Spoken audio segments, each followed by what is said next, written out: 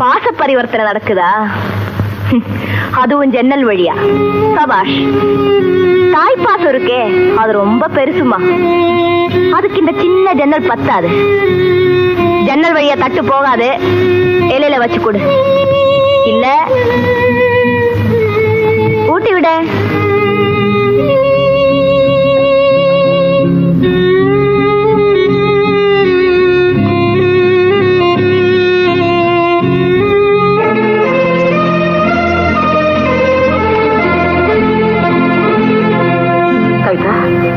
பாரதியோட மாமனார் வந்திருக்காரு.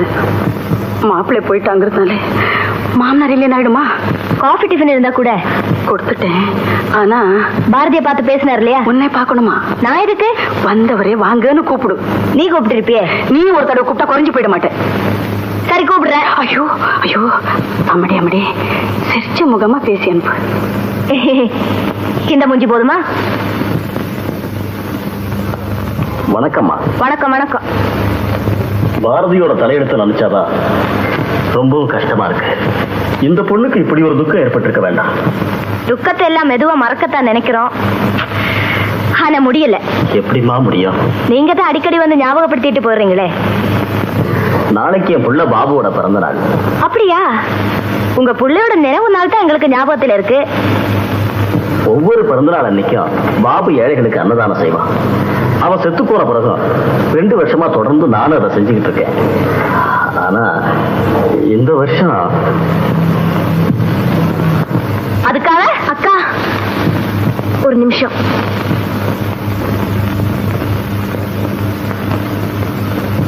அக்கா அவருக்கு ஒரு 100 ரூபாய் கொடுத்து அனுப்பேன்.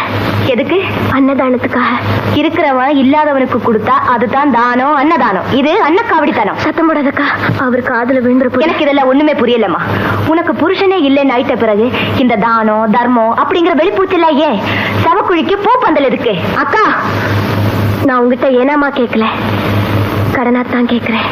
என்னது? கடனா கேட்கறியா?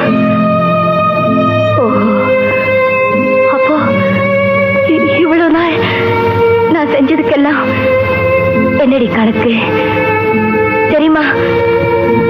சரி கடனாவே கொடுக்குறேன்.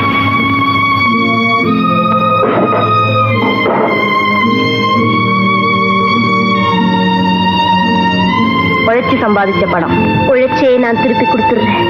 சொல்லில இருக்கிற வேகம் செயல்ல இருக்கட்டும். மற்றவங்களுக்கு இவன் மேல கருணை இருக்கோ இல்லையோ, இது கல்யாண மாசம். இந்த மாசத்துக்கு இவன் மேல கருணை இருக்குடி. தைக்கிறதுக்கு நிறைய ஆர்டர் கிடைக்கும், திருப்பி கொடுத்துடுவா. ஆமாக்கா, இந்த விதவைக்கு இந்த மாசம் எத்தனை முகூர்த்தங்கள் இருக்கு தெரியுமா?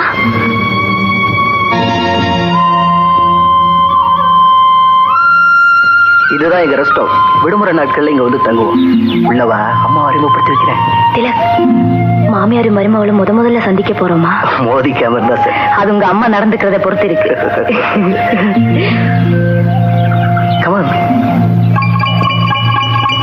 கவிதா, பேர் ரொம்ப நல்லா இருக்கு. ஆமா, கல்யாணத்தையமா தள்ளி போட்டுக்கிட்டே இருக்க. உங்க புள்ளைய என்னமோ விரும்பிட்டேன், ஆனா கல்யாணம் பண்ணிக்க மனசு வரல. ஏன்? படிப்பு இல்லையா, அழகு இல்லையா? என் பிள்ளைக்கு என்ன இல்ல? பொறுமை இல்ல. நான் சம்பாதிச்சு என் குடும்பத்துக்கு செய்ய வேண்டிய கடமைகளை செய்து முடிச்ச பிறகுதான் கல்யாணங்கிற தீர்மானத்தோட இருக்கேன். கல்யாணத்துக்கு அப்புறம் நீ உத்தியோகத்துக்கு போய் உன் குடும்பத்தை காப்பாத்தலாமே. மருமக சம்பாதிச்சு அந்த பணம் அவ பிறந்த வீட்டுக்கு போய் சேர்றத எந்த மாமியாரும் விரும்ப மாட்டாங்க. உங்களே சேர்த்துத்தா. அவனு தப்பா சொல்லணுமா? உட்காருங்க. பொறுப்பில்லாமத்துல என்ன அவசரம்? அம்மா இன்னும் ஏதாவது கேட்க நினைக்கலாம். இதென்ன இன்டர்வியூவா? எனக்கு அவங்கள பிடிச்சு போச்சு, அவங்களுக்கும் என்ன பிடிச்சிருக்குன்னு நினைக்கிறேன். That's all. வா திலக், போலாம். நான் வரேங்க. திலக், என்னப்பா இது? கொஞ்சம் கூட மரியாதையே இல்லாம ஏகவசர பேசுற. கல்யாணத்துக்கு முன்னாலேயே இவ்வளவு கர்வம் படிச்சவளா இருக்காளே. கல்யாணத்துக்கு முன்னால கர்வமா இருக்கலாம், கர்ப்பமா தான் இருக்க கூடாது. ஏன்பா இவ்வளவு நெருப்பா இருக்காளே, இவ்வளவு கல்யாணம் பண்ணிக்க போற?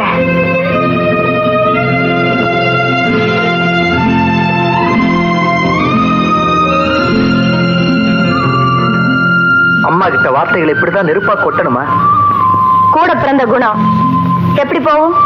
குணத்தை மாத்திக்க முயற்சி பண்ணணும். உனக்குன்னு ஆசைகள் இருந்தா அந்த ஆசைகள் நிறைவேறணும்னு எண்ணம் இருந்தா. வாய் பேசுற வார்த்தைகளை தான் பெருசா எடுத்துக்கிறாங்களே தவிர என் மனசை யாருமே புரிஞ்சுக்கிறது இல்லை.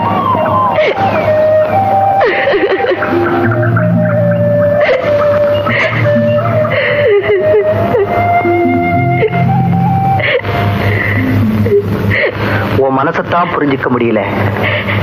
இந்த கண்கள்ல என்னதான் இருக்குன்னு அதையாவது தெரிஞ்சுக்க முயற்சி பண்றேன்.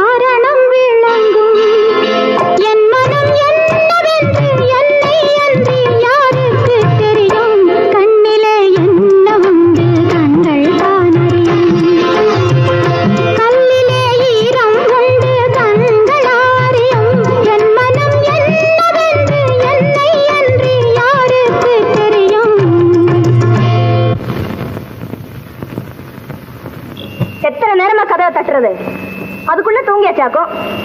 தோத்த திங்க வேண்டியது தூங்க வேண்டியது. கதவை தர ஸ்டூபிட்.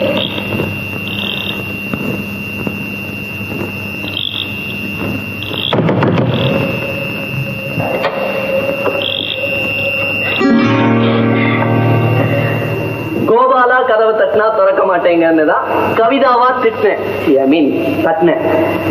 விகட கச்சேரிக்கு சான்ஸ் கேட்டு 54 வரலும் போனேன். நடந்தே வரேன். இனிமே இந்த மாதிரி நேரம் கெட்ட நேரத்துல எல்லாம் வந்து கதவை தட்டாதீங்க. இது ஏன் வீடு. எப்ப வேணா வருவேன் போவேன். யாராவது எதிர்த்து பேசினா எரிமலையா கக்குவேன். கேள்வி கேட்டா கல்தா கொடுப்பேன். நான் யாரு? கவிதா. கவி.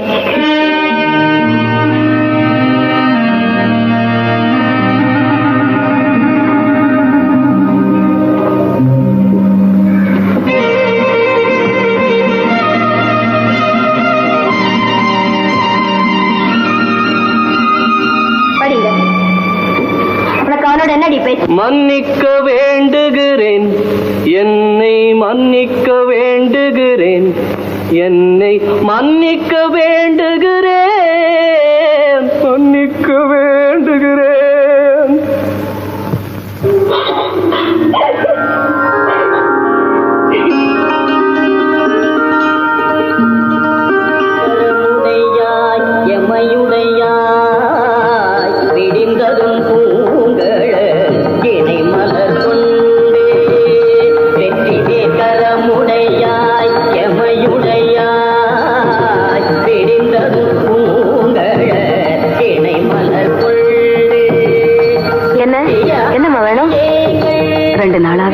உன்னை பார்த்து பேசணும். என்ன சொல்லு. கோச்சிக்க மாட்டேன்னு சொல்றேன். இல்ல சொல்லு. 500 ரூபாய் பணம் வேணுமா? 500 ரூபாயா? எதுக்கு? சிதம்பரம் வரைக்கும் போகணும். சாமி தரிசனமா? இதோ இருக்காரே சாமி. அங்கே ஒரு சித்தர் மை வச்சு பார்த்து ஜோசியம் சொல்றாராம். 50 பைசா கொடுத்தா பணங்கள் பார்க்கலே கேட்கலாமே அதே ஜோசியத்தை. இல்லம்மா, இது காணாம போனவங்க இருக்கிற இடத்த கரெக்டா பார்த்து சொல்லிட்டு வரான். ஓஹோ, புரியுது. காணாம போன அப்பா எங்க இருக்கான்னு தெரிஞ்சுக்கவா? ஆமாம்மா, எனக்கு நம்பிக்கை இருக்கு. மந்திரிச்சு சக்கரம் போட்டு பார்த்தா உங்க அப்பா திரும்பி வந்துடுவார். அதுக்கு 500 ரூபாய் செலவழிச்சு மந்திரம் போடணுமா? 500 ரூபாய் கையில இருக்கிறதா 50 ரூபாய்க்கு விளம்பரம் போட எங்க அப்பா ஓடி வந்துடுவாரு. கூடவே ஒரு சைஃப்ரை சேர்த்தா ஒரு அப்பா என்ன 10 அப்பா வீட்டு வாசல்ல வந்து நிப்பா. சிவா, ஏண்டி இப்படி விஷமா கக்குறேன்? என்னை பொறுத்த வரைக்கும் எங்க அப்பா செத்து 8 வருஷம் ஆச்சு. பொறுப்பு இல்லாம விட்டுட்டு ஓடி போனவரே வேற எப்படி சொல்றது? போமா போ.